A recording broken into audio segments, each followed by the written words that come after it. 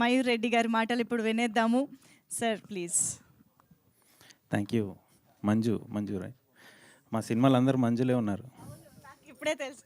పెద్ద మంజు, చిన్న Manju, anchor Manju. So ఇంతకుముందు ప్రొడ్యూసర్కి ఏదో స్పెషల్ ట్రీట్మెంట్ ఇస్తా అంటే మరి మీద అందరు కలిసి బర్త్డే బంప్స్ ఇస్తారేమో అనుకున్నా. లక్కీగా అట్లాంటివి ఏం ప్లాన్ చేయలేదు. సో అందరికీ నమస్కారం అండి. నా పేరు మయూర్ రెడ్డి బండారు, ఈ సినిమా ప్రొడ్యూసర్ని. సో ఎలా ఉంది, పాట నచ్చింది అందరికీ? ఓకే.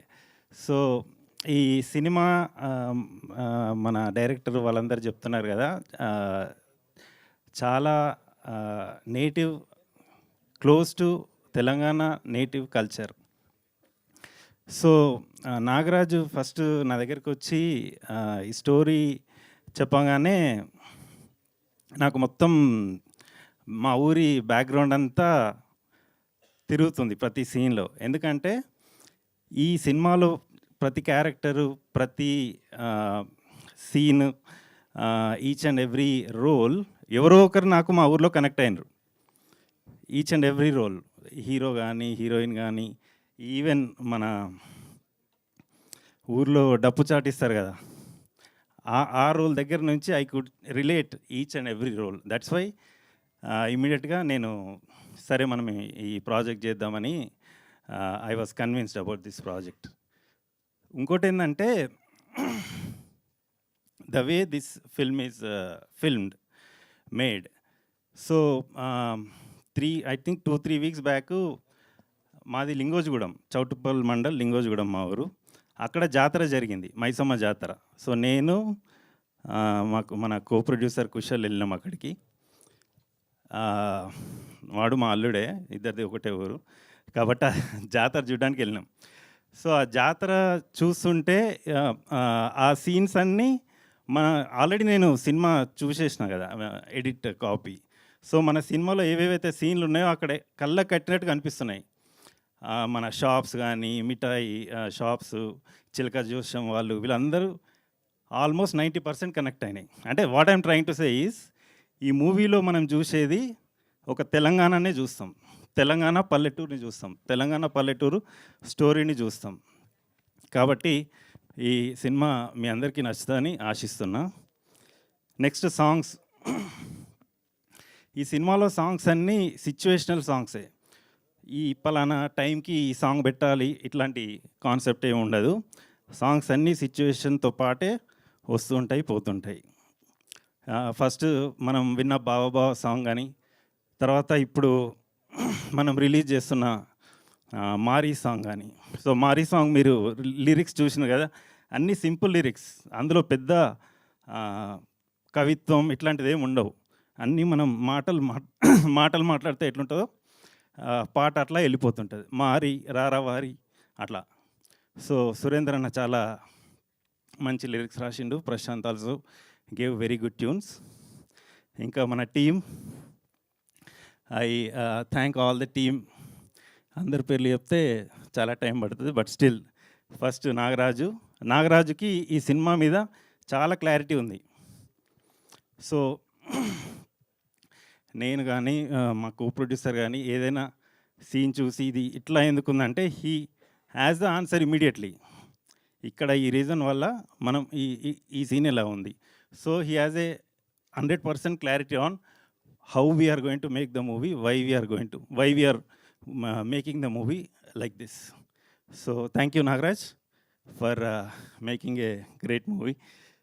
సో తర్వాత హీరోయిన్లు, మాధవ్ ఇక్కడ చూస్తే ఇంత క్యూట్గా ఉన్నాడు కానీ సినిమాలో చూస్తే చాలా రఫ్ ఉంటాడు.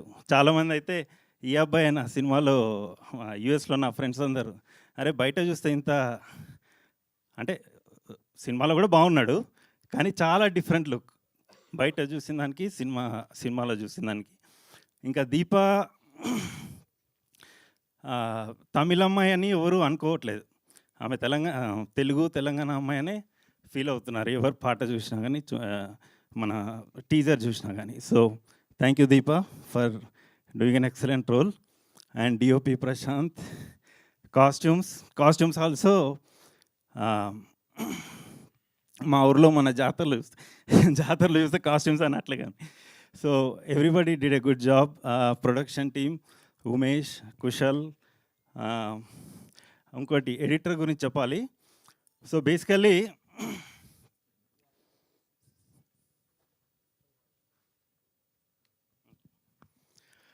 సో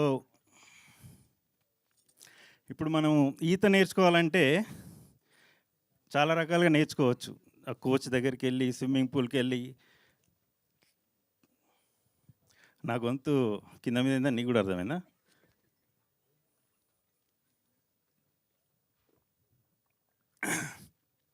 అయితే ఈత నేర్చుకోవడానికి బెస్ట్ వే ఏంటంటే డైరెక్ట్ బావిలో దుంకడం. అప్పుడు ఫాస్ట్గా వస్తుంది. సో మేము కూడా ఏంటంటే సినిమా గురించి ఏ ట్రైనింగ్ లేకుండా, దాని మీద పెద్ద అవగాహన లేకుండా డైరెక్ట్ సినిమాలోకి దిగినాము. కాబట్టి ఫస్ట్ ప్రీ ఎడిట్ చూస్తే అరే ఏంది ఇట్లా సినిమా ఈ ఒక్కొక్క సీన్ ఇలా ఉందని ఫస్ట్ అనుకున్నాం. కానీ వన్స్ ఎడిటెడ్ వర్షన్ చూసినాక అప్పుడు అర్థమైంది, okay this is the reason why they shot all these scenes అని. ఓకే, ఇప్పుడు మనందరికంటే మోస్ట్ ఇంపార్టెంట్ పర్సన్ వచ్చిండ్రు, మా ఆవిడ అవంతి. వెల్కమ్ అవంతి. అవంతి గారు welcome. Wow, lovely looking. Please welcome on stage.